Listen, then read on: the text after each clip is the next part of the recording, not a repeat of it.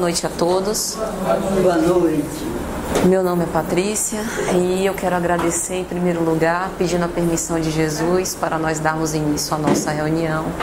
Agradecer ao meu amigo Jorge, que gentilmente me convidou para vir até aqui. Para mim é uma grata satisfação. Não há ninguém que compareça a um templo doutrinário primeiramente para dar. Caibar Chuto eu já dizia. Antes nós somos aquinhoados com as bênçãos que a espiritualidade derrama sobre esse santo lugar. Então eu me sinto privilegiada de estar aqui. Que Jesus abençoe todos os trabalhadores dessa casa, todos os frequentadores e que Deus esteja conosco. Que assim seja, Jesus. Quando o Jorge disse que o tema seria livre e me pediu que eu escolhesse algum tema, eu me lembrei desse, que é a natureza da superioridade de Jesus, que está no capítulo 15º do livro A Gênese, de Allan Kardec. E nesse capítulo, ele começa a falar dos milagres do Evangelho e destina a primeira parte para citar a superioridade de Jesus. Esse Rei Solar, o divino escultor do nosso planeta, abdicou temporariamente da governança do sistema solar para se internar na carne e ter conosco. Há mais de 20 séculos, Jesus, no ato de extrema abnegação e renúncia, vestiu as vestes carnais de humilde carpinteiro, de uma pessoa vulgar, que passou inclusive desconhecida para os historiadores da época. Se nós pudéssemos concentrar todas as menções históricas do Jesus humano entre todos os filósofos e historiadores desses séculos que se passaram, não daria uma folha. Jesus foi muito pouco citado. Se nós compararmos com os grandes imperadores de todos os tempos, Napoleão, até figuras como Cleópatra e outros, Jesus passou quase despercebido pelos olhos humanos. Mas esse grande espírito, esse espírito puro, condensou o amor como um sol interior que espraiou para todas as criaturas e nos deu um exemplo ímpar daquilo que é a verdadeira comunhão com a lei divina. A superioridade da sua natureza, ela é tão grande que a psicologia, mesmo com todos os esforços muito louváveis de entender a mente humana, não conseguiram caracterizar Jesus. Quando nós estudamos, por exemplo, a psicanálise de Freud estuda a mente humana e ele consegue chegar até os instintos primaristas, dizendo que nós somos um animal enjaulado, que para conviver em civilização precisamos nos recalcar, reprimir os nossos impulsos para manter algum nível de cordialidade. Então ele não consegue abarcar toda a essência grandiosa, toda a excelsitude que Jesus tem. Quando nós vamos para a psicologia analítica de Carl Gustav Jung, ele vai estudar os arquétipos, as polaridades e dizer que cada um de nós, como seres conscientes, tentamos buscar um equilíbrio entre a sombra e a luz, o feminino e o masculino, o positivo e o negativo. Mas Jesus, ele tinha a característica de conseguir uma harmonia perfeita entre essas polaridades. Então, mesmo assim, nós não conseguimos entender toda a excelsitude desse grande ser.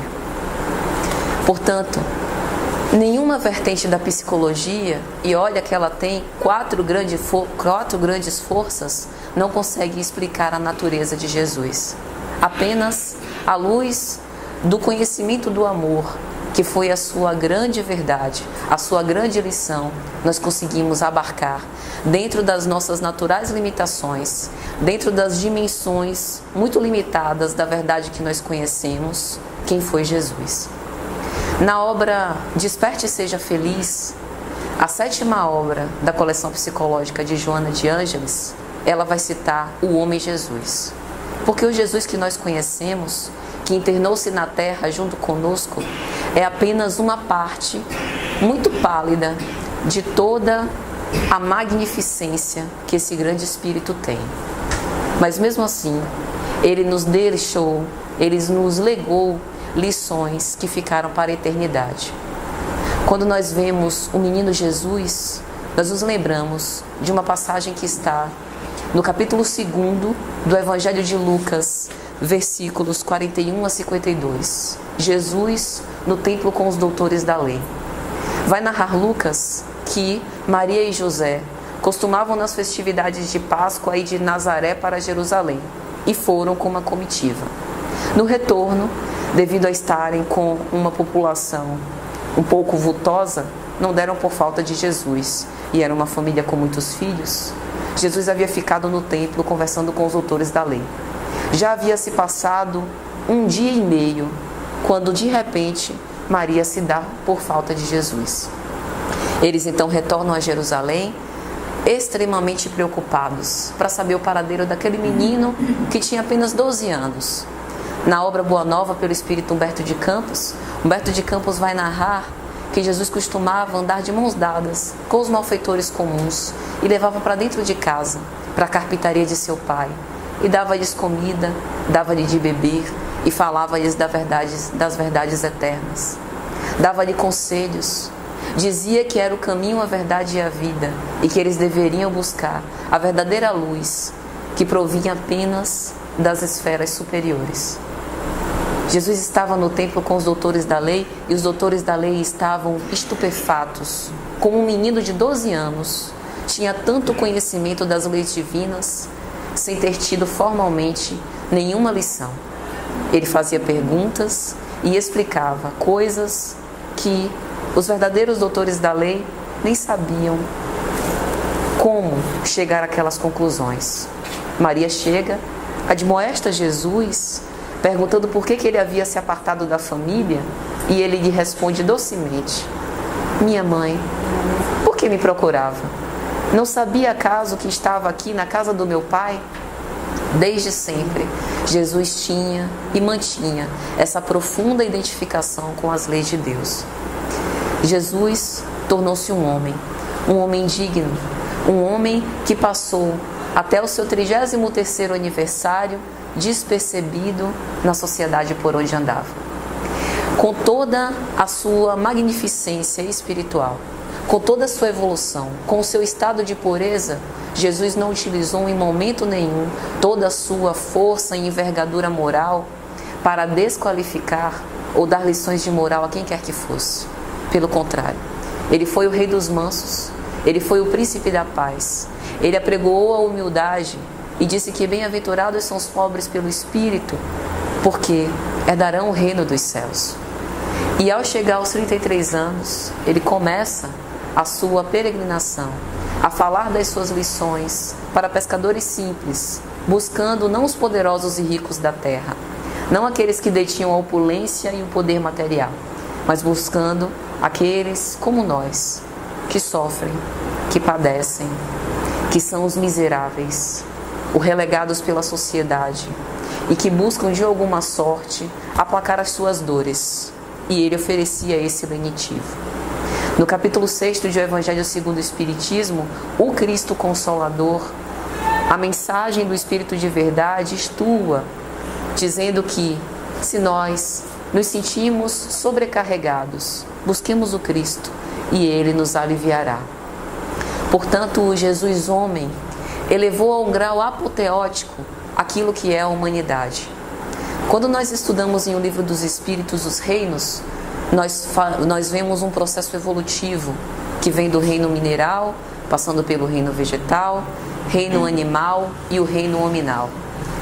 Para cada uma dessas circunstâncias e desse tipo de vivência, de experiência, nós temos uma função. Por exemplo, a função do reino mineral é nós entendermos como se dá a lei de atração. Allan Kardec vai dizer em O Livro dos Espíritos que para seres inorgânicos, a lei de atração é o que atrai esses corpos. Mas essa lei de atração nada mais é do que um desdobramento da lei de amor. A mesma lei de amor nossa, de seres espirituais, que nos atraímos e nos repelimos por vibrações, pelo magnetismo que espraiamos. Essa é a manifestação da lei de amor. Passando para o reino vegetal, nós começamos a entender a respeito das sensações. Começamos a desenvolver as nossas sensibilidades. No reino animal, os nossos instintos primaristas, o instinto de procurar por comida, o instinto de conservação das nossas espécies, o instinto de reprodução para dar perpetuação à vida. E então passamos para o reino nominal. E qual é então a função da humanidade? Nós ainda não conseguimos abarcar, mesmo sendo homens há muitos séculos, qual é o objetivo do reino nominal. O objetivo foi o objetivo que o nosso modelo e guia veio nos mostrar. O objetivo dos seres humanos é exercerem a humanidade no seu grau máximo. Enquanto qualquer um de nós não conseguir a comunhão perfeita com a lei divina, nós não seremos suficientemente humanos. E a partir dessa vivência no reino nominal, nós passaremos a um novo grau, a uma nova característica de existência, que é a existência angelical, que nós nem podemos abarcar.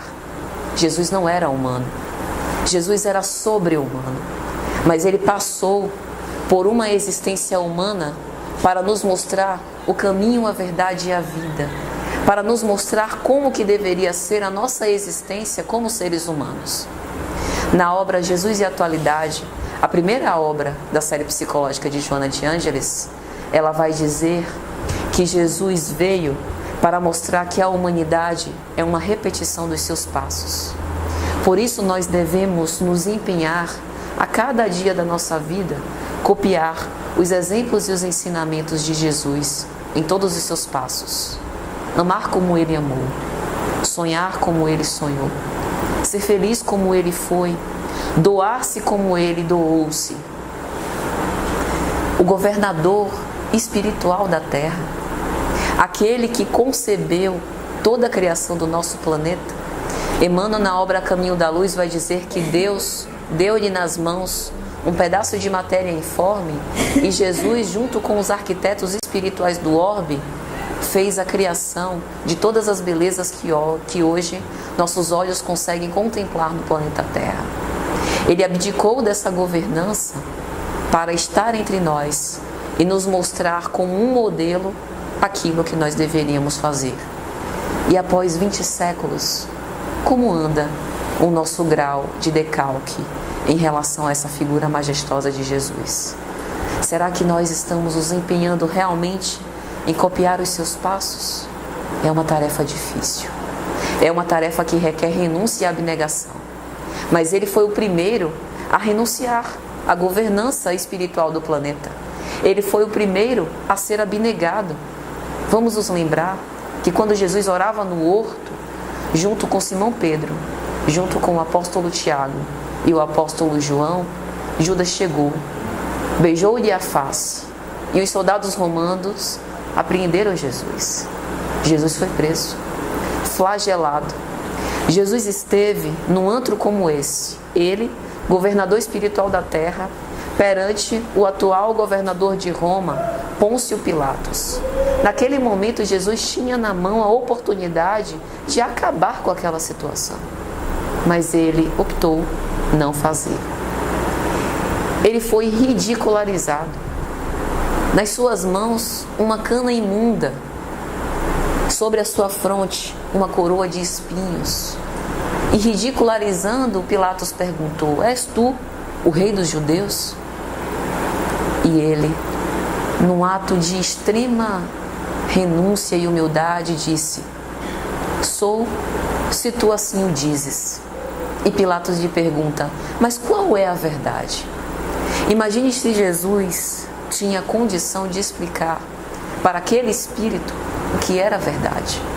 Hoje, passados 20 séculos, e nós percebendo com um pouco mais de sensibilidade a grandiosidade da mensagem de Jesus, não conseguimos ainda abarcar toda a verdade.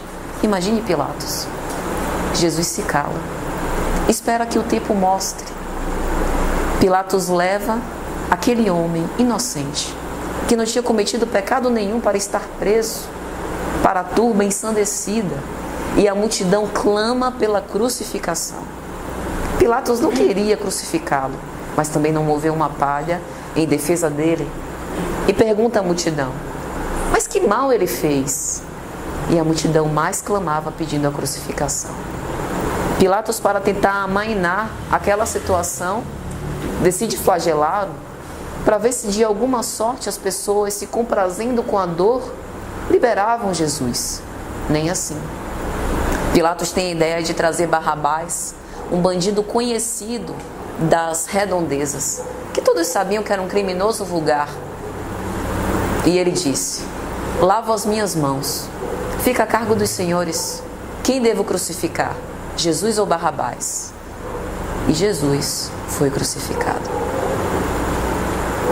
Tendo a possibilidade de evadir-se daquele local, de dar uma lição em relação à sua superioridade, ele deixa que a sua superioridade estue e reverbere em nossos corações com o tempo. Jesus nunca se preocupou em falar para multidões. Ele sempre se preocupou em, como um semeador divino, distribuir as sementes e deixar que os solos se preparassem através dos anos para germinar e frutificar essas sementes. A superioridade da grandeza de Jesus está aí.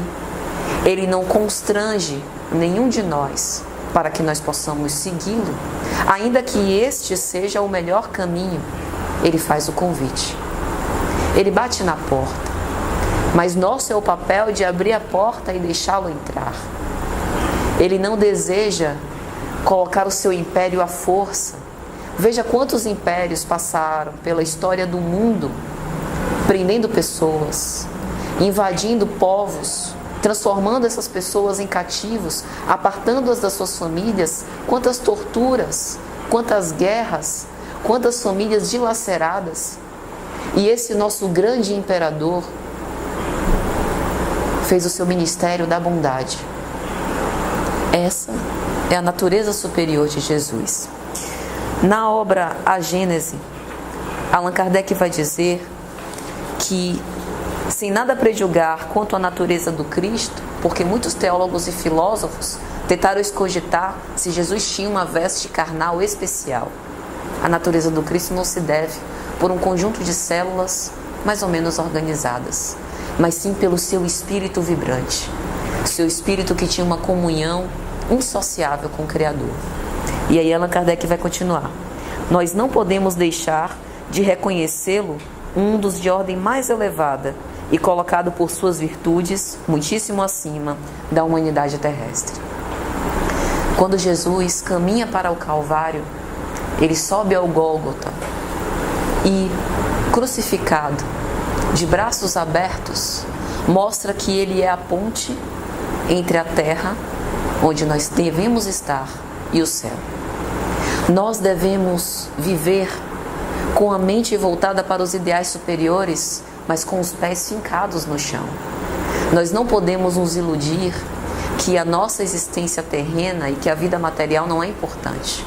Ela é sobremaneira importante. É graças a essa existência material que nós podemos nos defrontar com os nossos vícios, com as nossas dificuldades, e através da convivência uns com os outros, ir nos deslindando das nossas imperfeições. Portanto, viver para o mundo material é importante, mas o que nós não devemos perder de vista é a grande meta. A nossa meta é a evolução como espíritos. E é por isso que é tão importante a gente conviver. Alguém pode, na solidão de um monastério, evoluir intelectualmente, mas para receber e desenvolver patrimônios morais, desenvolver virtudes, nós precisamos do outro. Carl Gustav Jung dizia que no momento em que eu projeto os meus conteúdos internos para o outro, quando o outro me incomoda, quando o outro é agressivo, isso me faz irritar. Quando eu me melindro, quando o outro me magoa, isso me mostra não algo sobre o outro, mas algo sobre mim. Porque não existem pessoas difíceis. Difícil sou eu, que não consigo conviver com uma pessoa que ainda tem a capacidade de me irritar. Então Jesus mostrava, dentro do seu próprio apostolado, quantas vezes os apóstolos não saíram na mão, não bateram boca, não tiveram dissidências. Os apóstolos são o que a gente chama de arquétipo. É um conjunto, um molde daquilo que nós encontramos na humanidade inteira.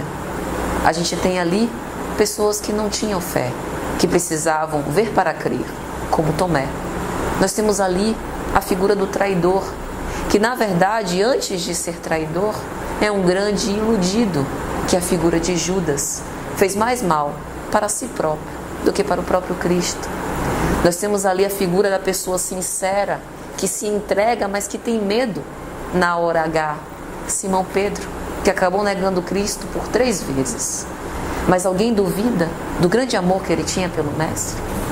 Nós temos a figura do discípulo amado, que mesmo nos momentos mais duros, permaneceu junto de Maria de Nazaré, aos pés da cruz, que foi a figura de João. Nós temos a figura de Maria Madalena, uma meretriz para a sociedade, alguém com uma conduta de má vida, mas que ao reconhecer Jesus, entrega-se completamente, com toda a sua pureza de espírito, e segue-o, sem contestar. Nós temos esses grandes exemplos de transformação. Então, quando Jesus está no Gólgota, qualquer um poderia estar com o coração amargurado, desejando que os céus caíssem sobre a cabeça de todas aquelas pessoas que pediram a sua crucificação. Mas é justamente nesses momentos mais graves que Jesus mostra a sua grandeza, a sua superioridade. Ele tem pena, ele compadece-se de todas aquelas pessoas que pediram a sua crucificação, não por ele, mas porque ainda não tinham conseguido abarcar a grandiosidade da mensagem divina, que ele era simples instrumento. Veja quantas vezes nós, por questiúnculas, por coisas pequenas, nos magoamos com as pessoas e deixamos de aproveitar aquelas oportunidades para crescer junto. Todos nós estamos juntos neste planeta, que é um planeta de provas e expiações, justamente para que nós possamos nos ajudar mutuamente. Na média, nós estamos basicamente no mesmo patamar evolutivo, tirando a figura de alguns poucos missionários que estão internados entre nós para fazer com que o progresso nessa nova fase de transição se dê de uma forma efetiva. Nós somos todos espíritos imperfeitos. Então Jesus naquele momento se coloca como uma ponte. E se nós quisermos fazer essa grande travessia, nós precisamos seguir os seus ensinamentos. É no momento da dor, no momento em que a enfermidade assola, no momento em que nós passamos por uma grande perda afetiva, a perda de um ente querido, a destruição da nossa família por algum motivo, é nesse momento que a gente testemunha a nossa fé. André Luiz tem uma obra, a 5ª da coleção dele, A Vida no Mundo Espiritual, que se chama No Mundo Maior. E ele conta a história de Cipriana. Ele vai colocar essa mensagem num capítulo chamado O Poder do Amor. E aí há um caso de obsessão muito cruel que se arrasta por muitos séculos. O perseguidor se acha no direito de fazer justiça pelas próprias mãos. Como muitas vezes nós nos sentimos injustiçados por alguma questão e queremos dar o troco. Cipriana vem e abraça ambos como se fosse a mãe espiritual deles dois. E aquilo se dissolve. Ela não precisou fazer nenhum discurso maravilhoso. Ela não precisou utilizar palavras, fazer nenhuma preleção muito bem sofisticada, muito bem elaborada. Ela simplesmente amou. E aquilo quebrou a rede de ódio que conectava ambos. E aí ela vai contar a história dela. Ela vai dizer assim: Camilo, o obsessor, na Terra eu tive tudo. Eu fui mãe de família e tive 4 filhos. Os meus 2 filhos, homens, foram para a guerra civil e foram brutalmente mortos. As minhas 2 filhas mulheres foram seduzidas por um homem vulgar e caíram no meretrício. Eu fui acometida de lepra. E enquanto os meus dedos, os membros do meu corpo iam apodrecendo, enquanto eu ainda estava viva, o meu marido, que era o único amigo que eu tinha, me deixou a minha própria sorte. Eu vivi o opróbrio, eu fui abandonada. Eu vivi na miséria, mas nem por isso eu me revoltei. Eu aproveitei essa santa oportunidade para crescer através da dor. Oh, meus amigos, quantos de nós aproveitamos a santa oportunidade da dor para crescer?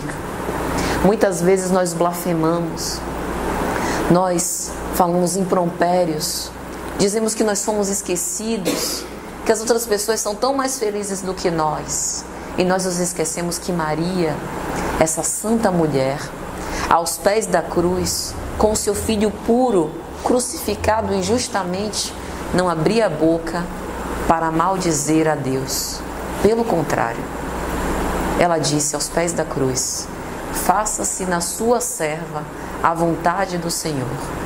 E eu fico pensando quantos de nós têm essa obediência e resignação num momento tão decisivo. Mas como nós não temos ainda a superioridade moral desses grandes espíritos, os nossos testemunhos são um pouco menores, compatíveis com o nosso grau de evolução.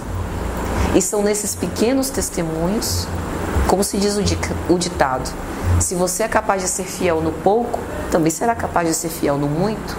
Então, se nesses pequenos testemunhos nós formos capazes de nos entregar e de viver o amor como Cristo apregoou, nós também seremos no futuro capazes de testemunhar os grandes sacrifícios. É essa a mensagem do Cristo. Joana de Ângeles vai dizer que Jesus homem é a lição de vida que aurimos no Evangelho como convite ao homem que se deve edificar.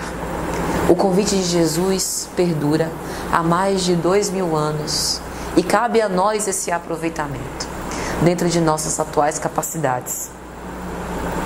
E aí no capítulo Jesus e Desafios dessa obra de Joana de Ângeles, ela vai dizer que como plantas, já observaram que as plantas, elas tendem a crescer em direção à luz?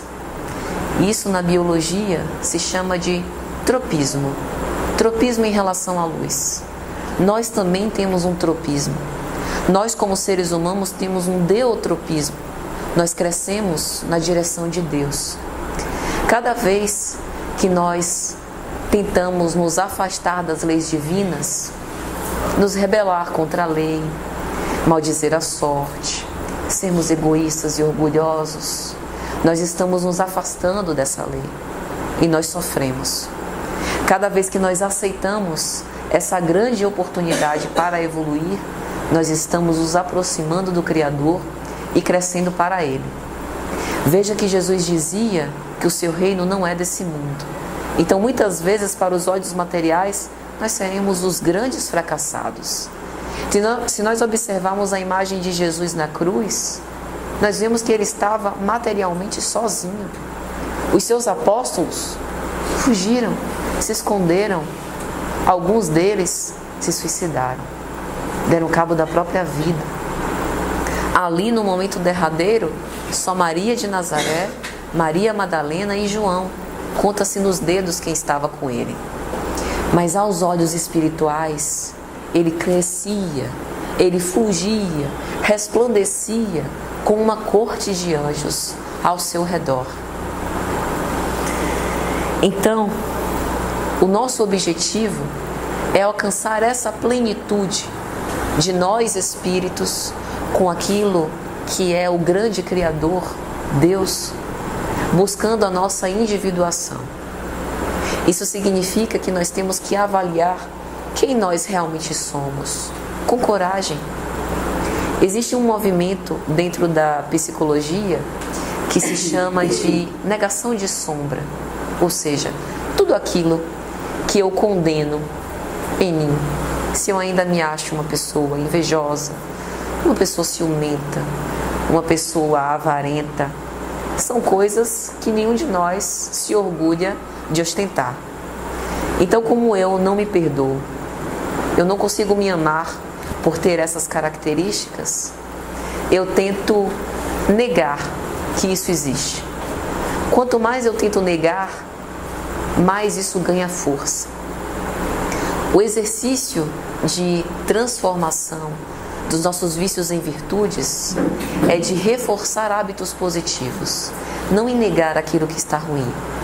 Então eu troco os meus hábitos negativos por hábitos positivos e a pouco e pouco eu vou vendo as virtudes em relação aos vícios que eu ainda carrego.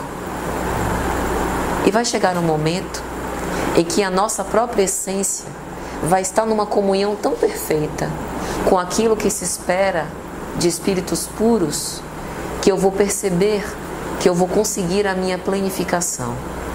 E nesse momento nós vamos conseguir sentir aquelas bem-aventuranças que o Cristo narrou no capítulo 5 de Mateus. Bem-aventurados os pobres pelo Espírito, porque é deles o reino dos céus. Bem-aventurados os que choram, porque serão consolados. Quantos choros nós não ouvimos de desespero? Choros que muitas vezes estão antecedendo um crime, um suicídio. Mas o verdadeiro choro, aquele choro sincero que será consolado, é o choro que reconhece o muito que ainda precisa galgar, mas que já não é mais o mesmo, já é diferente, porque já emprega esforços em ser melhor. E aí um sentimento de mansuetude, de pacificação, vai tomando conta de nós. Tudo isso Jesus nos ensinou. Nós não precisamos nos olhar com culpa. Nós precisamos ter olhares bondosos sobre nós, porque Ele foi o Pai da misericórdia. Quando os doutores da lei arrastaram uma mulher à frente de Jesus, que foi flagrada em adultério, qual foi a sua posição? Jesus foi o mais justo que já pisou na terra, porque a justiça dele era equânime. Não era só uma justiça de eu respeito o outro como eu quereria ser respeitado, que foi a definição de justiça que ele nos deu. Adicionada à sua noção de justiça, ele colocava a tinta do amor. Então, quando o doutor da lei traz a mulher, diz: Senhor, essa mulher foi flagrada em adultério. Manda a lei que nós levemos ela em praça pública e apedrejemo-la. Vós, porém, o que dizeis? Foi uma tentativa de confrontá-lo com a lei. Porque provavelmente, como ele era o manso e amoroso, ele, embora não fosse conivente com o pecado, abrandaria a pena sobre aquela mulher. E a lei de Moisés? Fica onde? Então Jesus se cala e começa a remexer a terra. Os doutores da lei, insatisfeitos, perguntam mais uma vez: Senhor, o que nós devemos fazer com essa mulher? É justo que ela saia impune?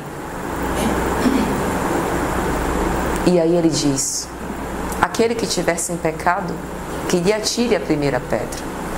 Dentre todos aqueles ali reunidos, qual era o que estava sem pecado? O único puro era o próprio Jesus.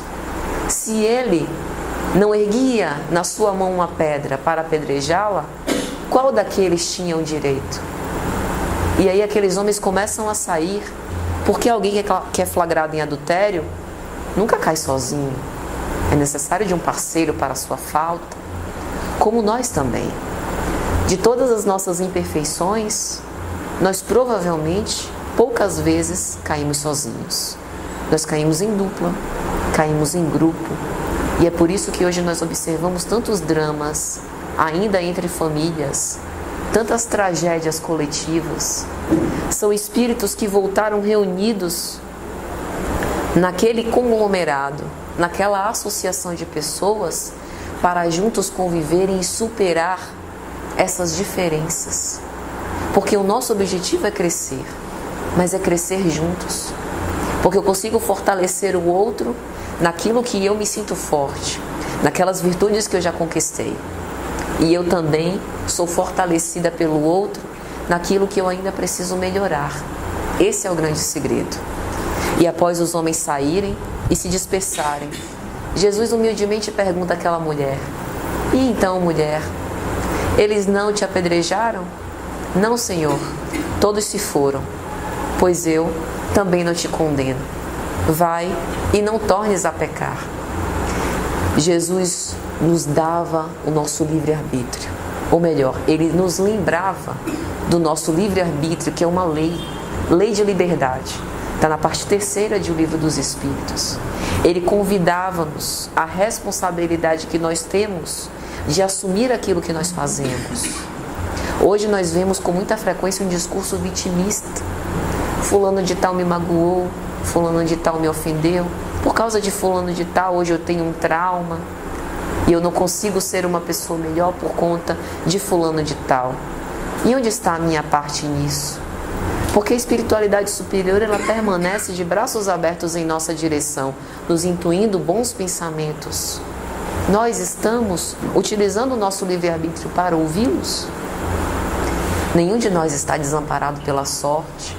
Nenhum de nós, mesmo que aparentemente moremos sozinhos ou sejamos solitários, está de fato sozinho. Existe uma nuvem de testemunhas que está ao nosso redor, que se afiniza conosco. Existem espíritos simpáticos que querem o nosso bem e que nos ajudam a evoluir, se nós quisermos, porque eles não vão nos constranger, não vão nos obrigar, mesmo que seja para o nosso bem, a nós seguirmos a luz. Vai ser a nossa opção. E qual tem sido a nossa opção? Quando Jesus diz àquela mulher, vai e não tornes a pecar, é para lembrar, olha, eu não sou conivente com o teu erro, mas eu também não te condeno. Eu sei que você errou como uma opção que você teve, e através dessa opção você viu como as pessoas trataram mal você. Você merece isso? Não. Você é um espírito de luz que merece brilhar. Então vai, segue o caminho correto e experimenta essa felicidade daqueles que seguem o caminho correto. Está à sua disposição. A escolha é sua. Em outras palavras, foi isso que o Cristo disse. Então essa é a superioridade da sua natureza. E a nossa? Qual é a nossa natureza? A nossa natureza é imperfeita? A nossa natureza é maldosa? Não. A nossa natureza é luminosa. Tão luminosa quanto a do Cristo. A diferença é que nós estamos apenas a alguns anos-luz de distância. Mas nós chegaremos lá. Porque Ele não recebeu privilégio nenhum de Deus. Todas as conquistas de espírito puro que Ele é, foram conquistas à base de muito esforço e de muito sacrifício. E se nós encetarmos o mesmo caminho, nós vamos fazer brilhar a nossa luz. Nós somos deuses. Foi Ele mesmo quem disse. E exortou-nos que pudéssemos fazer brilhar a nossa luz. Na obra O Problema do Ser, do Destino e da Dor, de Leon Denis, no capítulo 20, ele vai falar sobre a vontade. E aí ele vai dizer que a vontade é a maior de todas as potências da alma. Nós temos muitas potências da alma. E a vontade é a maior delas. Se nós quisermos, nada pode nos deter. A grande questão é que às vezes nós nos esquecemos de um pequeno detalhe: afinar aquilo que nós queremos com o que Deus quer. Mas como é que nós podemos adivinhar quais são os desígnios de Deus ao nosso respeito? É simples. Ele quer a nossa felicidade.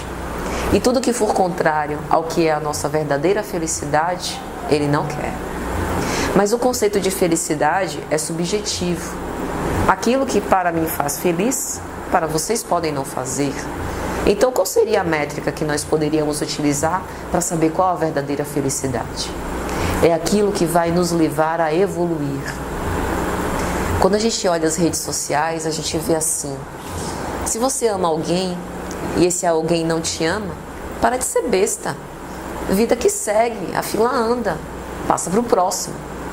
E o conceito de felicidade fica sendo o conceito do gozo, o conceito que eu não posso ser magoado, eu não posso ser preterido, o outro tem que me servir as minhas paixões, e eu preciso ser atendida o tempo todo.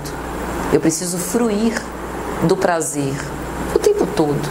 Prazer aqui em diversos sentidos. O verdadeiro conceito de felicidade inclui tristezas. As tristezas fazem parte de um conjunto de experiências alegres e tristes que vão me dando a plenificação. Imagine se Jesus se melindrasse quando os outros pediram a sua crucificação. Imagine se ele dissesse: quer saber de uma? Eu saí, abdiquei da governança da terra para vir para cá, ensinar para vocês o amor. Vocês não querem me ouvir, não? Ó, fui, partiu. O que seria de nós? Mas o verdadeiro amor próprio, ele faz ao contrário. Ele ama primeiro, porque ele quer evoluir e ascender. E esse amor se espraia para todas as criaturas. Não estou dizendo com isso que nós devemos permanecer num relacionamento, por exemplo, que nos faz sofrer. Mas se aquele relacionamento nos faz crescer, é uma santa oportunidade de nós contribuirmos para a evolução do outro e também para nós. Persistir é algo muito difícil nos dias atuais. É mais fácil comprar um novo quando o equipamento quebra do que tentar consertar. Jesus pegou todos aqueles fragmentos de espíritos e tentou remendar todos eles. Quando Jesus se reuniu com os seus apóstolos para a Santa Ceia e começou no ritual do lava-pés, Pedro se levantou sobressaltado e disse: não, o meu pé o Senhor não lava. O Senhor é o nosso mestre, o nosso Messias. Como é que eu posso permitir que o Senhor se ajoelhe como um escravo diante de mim para me lavar os pés? E aí Humberto de Campos, na obra Boa Nova, vai dizer que aquilo era uma ingênua humildade de Pedro.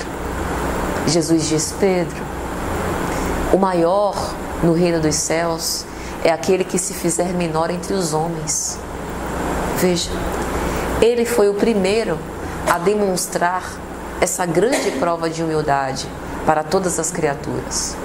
Doar-se primeiro para receber as bênçãos dos céus depois. Essa é a característica da natureza grandiosa de Jesus. E graças a essa natureza é que nós vemos e verificamos aquilo que são ditos os milagres que ele fez. Se nós formos percorrer o Evangelho de Marcos ou de Lucas, nós vamos nos lembrar, por exemplo, de Lázaro. Lázaro, irmão de Marta e Maria, estava morto, em estado cadavérico, havia 4 dias. Em O Livro dos Espíritos a gente vai ter uma explicação para esse fenômeno, que se chama letargia ou catalepsia. É uma faculdade medianímica que aparentemente a pessoa parece morta, mas continua viva. Mas haviam se passado 4 dias, o fluido vital de Lázaro já houvera se desabastecido bastante, e ele estava por um fio entre a vida e a morte. Chamam Jesus. Jesus, eu preciso que esteja com Lázaro, a fim de ressuscitá-lo. Jesus vai e pede para Marta que abra a tumba onde Lázaro já estava sepultado. E aí Marta pergunta: tem certeza? Olha, já tem 4 dias. Eu não sei não, mas eu acho que ele está morto. Marta, abre o sepulcro. Eles abrem, movem a pedra e Jesus profere a célebre frase: levanta-te, Lázaro. E Lázaro se levanta. Qual a mágica para esse dito milagre? A grande mágica é aquilo que Leon Denis escreveu como a vontade e a potência da alma. Jesus tinha uma superioridade moral tão grande que era capaz, através do seu magnetismo irresistível, de devolver a vida àquela criatura como um fenômeno magnético. Ele reabasteceu as fontes vitais, o princípio vital de Lázaro. Ele reconectou os laços fluídicos afrouxados entre o seu perispírito e o seu corpo carnal. E ele voltou a viver. Um milagre como esse nós somos capazes de fazer? Nos lembramos de uma outra passagem do Evangelho, em que um homem, um pai, desesperado, chega para Jesus e diz: Senhor, o meu filho está louco, cai ora no fogo, ora na água. Desde criança é assim, endemoniado, possesso. e nenhum dos vossos apóstolos conseguiu deslindá-lo desse obsessor. Eu peço, por misericórdia, cura meu filho. E Jesus ordena que o demônio saia do corpo do filho. E o filho levanta-se são. E os apóstolos perguntam: Senhor, por que nós não fomos capazes de curá-lo e apenas vós? E Jesus lhe diz: é porque em alguns casos é necessário jejum e oração. Mas o jejum e oração não são as práticas ritualísticas externas. Hoje nós ainda conservamos alguns hábitos que são muito salutares. As preces e os cânticos, como nós fizemos aqui antes de começar a reunião. As orações no início e no fim das doutrinárias. O passe, a fluidoterapia, a água fluidificada. São todos rituais muito bons, mas por trás desses rituais está o nosso sentimento. E é isso que faz a grande diferença. Por trás daquelas palavras proferidas, dando uma ordem para que o espírito se afastasse daquela criança, tinha o grande sentimento de Jesus. E mais, a grande moralidade, o patrimônio moral e virtuoso de que ele era detentor. Foi esse poder magnético, além de suas palavras, além de gestos, que fizeram com que esse espírito conseguisse se deslindar. Então o jejum aqui é o jejum de si, o jejum do próprio ego, o jejum de maus hábitos, o jejum de maus pensamentos, o jejum que dá a purificação, mas não uma purificação exterior, uma purificação verdadeira. Bem-aventurados os puros de coração, porque eles verão a Deus. E por puro de coração aqui, significa aquele que não reconhece mais a maldade no outro. Acredito que a maioria de nós ainda não chegou nesse grau de pureza. Mas é um esforço, é uma prática. E aos poucos, nós vamos conseguir chegar lá. E a oração? A oração é esse símbolo que nos conecta com a divindade. É essa conexão que reabastece as nossas forças, que devolve o ânimo quando nós estamos desanimados. Na obra Alerta de Joana de Ângeles, ela vai dizer: bom seria se antes do criminoso pegar sua arma, se antes do suicida atentar contra a própria vida, se antes de alguém levantar a voz contra o outro, dizendo impropérios, pensasse em Jesus. Porque se talvez naquele átimo de segundo pensasse em Jesus, pensaria em todas as injúrias que ele ouviu calado, e em todas as ameaças e agruras que ele sentiu, sem revidar. É esse o modelo que nós devemos copiar. E aí Allan Kardec vai continuar dizendo: pelos imensos resultados que ele produziu, a sua encarnação nesse mundo não poderia ser senão uma dessas missões que não são confiadas senão aos mensageiros diretos da divindade para o cumprimento dos seus desígnios. Narra Emmanuel, na obra Caminho da Luz, que por 3 vezes as entidades angelicais, os Cristos do planeta, ou melhor, do sistema solar, se reuniram. A primeira vez foi para a criação da Terra.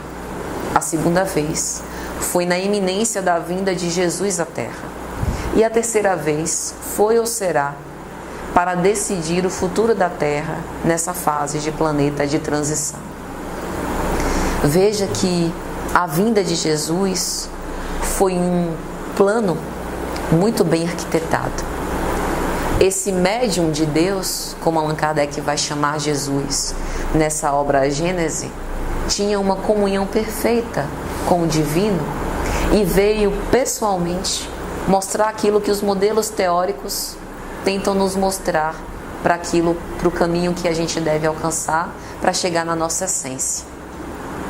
Ele veio de uma forma muito simples, nos ensinar qual a prática que nós deveríamos encetar para receber essa vida espiritual. E por que será que nós estamos tardando? Quando Nicodemos procura Jesus e pergunta: Mestre, nesses longos anos de estudo da lei de Moisés, teve uma coisa que eu ainda não consegui entender. Peço que me explique. O que é o reino dos céus? E Jesus sorri, como se o reino dos céus fosse algo que pudesse ser explicado. E Jesus responde assim: em verdade vos digo, que aquele que não nascer de novo, não poderá ver o reino dos céus. E Nicodemos fica intrigado. Mas como assim nascer de novo? Como um homem velho pode entrar de novo no ventre de sua mãe? Jesus sorri mais uma vez e diz, complementando: em verdade vos digo que aquele que não nascer da água e do Espírito não poderá entrar no reino dos céus. Piorou mais ainda. Nicodemos tinha até se arrependido de ter perguntado, porque já estava com a dúvida, agora ficou com duas. Nascer da água, todos nós temos nascido ao longo das nossas reencarnações. Para isso, basta que dois espíritos se unam e, através do sexo, que é esse patrimônio sagrado, deem luz a um novo ser. Mas nascer do espírito é responsabilidade e é função nossa. E como é o nome dessa instituição, Grupo Espírita Renascer, nós podemos renascer todos os dias se nós quisermos. Nós podemos reavaliar as nossas atitudes a cada dia. No Sermão da Montanha, Jesus chamou a atenção para isso, para que nós possamos reviver e nos tornar pessoas novas a cada dia que nasce, abandonando velhos vícios, nos entregando para essa sua mensagem divina e podendo perceber a felicidade que só aqueles que vivem o Evangelho têm. Viver o Evangelho na sua plenitude não é fácil. Os apóstolos demoraram muito tempo para começar a viver o Evangelho. A primeira comunidade cristã, após a morte e a ascensão do Cristo, ela foi organizada e passou por muitas dificuldades, não apenas materiais, mas dificuldades de convivência. Eles tiveram muitos desafios. Vamos nos lembrar que no momento crítico da existência de Jesus, eles se dispersaram. Mas ao fim da vida, todos eles souberam dar a própria vida em nome da mensagem que carregavam. Todos os apóstolos, excetuando aqueles que tiraram a própria vida, e João, que provavelmente morreu de velhice, foram martirizados. São Bartolomeu, eu não sei se vocês sabem, mas esse grande apóstolo, ele foi crucificado, martirizado, escalpelado vivo. Na igreja Sistina, na Capela Sistina, tem uma imagem dele com a sua pele nas suas mãos. Mas ele foi um defensor do Evangelho até o momento final. Então, meus amigos, já caminhando para o final, a nossa proposta é que, espelhando-nos na excelsitude da natureza de Jesus e nessa superioridade desse grande espírito de luz, nós nos sintamos encorajados para poder seguir a sua mensagem em todos os tempos. Emmanuel tem uma mensagem que ele vai dizer o seguinte: trabalhemos por Jesus, ainda que a nossa oficina esteja localizada no deserto das consciências. Nós ainda não conseguimos abarcar de tudo essa mensagem excelsa. Dentro das nossas capacidades e das nossas limitações, entretanto, nós precisamos trabalhar em prol do Mestre. Não precisa necessariamente ser dentro de um templo doutrinário. Nós podemos trabalhar para Jesus no nosso cotidiano, perdoando aquele que nos agride sem que nós tenhamos feito nada, amando os nossos desafetos, aquelas pessoas que nos causam repulsa e que nós somos obrigados pela força das circunstâncias a conviver. É difícil, não é fácil, requer esforço, mas é um esforço que vai ser valorizado para essa vida eterna, que foi a grande promessa de Jesus. Nós podemos servir a Jesus no nosso trabalho, convivendo bem, respeitando as pessoas com as quais nós convivemos. Amar os nossos inimigos não precisa ser necessariamente chamar para morar dentro de casa, tomar café junto, sair para ir para o cinema, nem se abraçar efusivamente. Amar os nossos inimigos é perdoar as ofensas, é não querer revidar, é devolver o mal com o bem. Joana de Cusa, que mais tarde, aqui em Salvador, foi Joana Angélica, Joana de Ângeles, ela viveu na época do Cristo. Ela tinha um marido, Cusa, que devido às conveniências políticas da época não abraçou a fé cristã e inclusive ofereceu impedimentos para que ela exercesse. Naquela época, as reuniões cristãs eram feitas às escondidas, em catacumbas, em locais de penumbra, que muitas vezes eram ali que aconteciam até certas iniquidades. Mas os cristãos precisavam de um local refugiado mais ou menos seguro para professar a sua fé. E ao ter com Cristo, ela lhe diz: Mestre, eu largaria tudo para vos seguir. Permite que eu deixe o meu marido, deixe a minha família, apenas para vos seguir. E o que Jesus respondeu a ela? Mulher, permanece ao lado de Cusa, ele precisa de você. Ele é um investimento sagrado nas suas mãos. Ama-o com todas as suas limitações, porque mais tarde você vai perceber esses frutos. Não vai ser agora, mais tarde. Assim também conosco. Nós semeamos e a nossa colheita é a posteriori. Ela continua, Cusa há alguns anos morre. Ela, junto com seu filho, é capturada numa dessas perseguições aos cristãos. Ela é presa em praça pública, a um madeiro infamante, e o seu corpo é ateado fogo ao lado do seu filho. E naquele momento, nas vésperas de eclodirem as chamas e tomarem todo o seu corpo, o soldado romano olha para ela e lhe diz: abjura, se você nesse momento renunciar à fé cristã, nós liberaremos você e o seu filho daí. O menino grita desesperado: minha mãe, pelo amor de Deus, é a sua última oportunidade de nos salvar. Eu não acredito que você vai deixar que eles nos matem. Ela olha para o soldado e responde que não.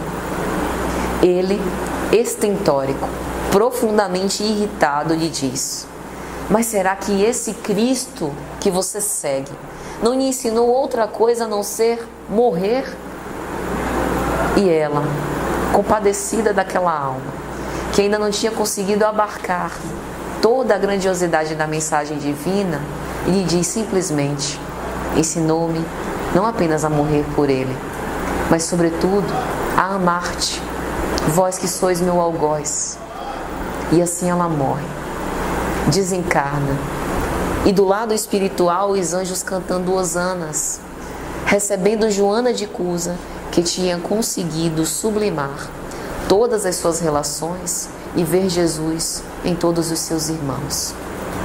Essa é a proposta, meus amigos, da natureza divina, para que nós possamos nos sentir encorajados a evoluir e caminhar para Ele.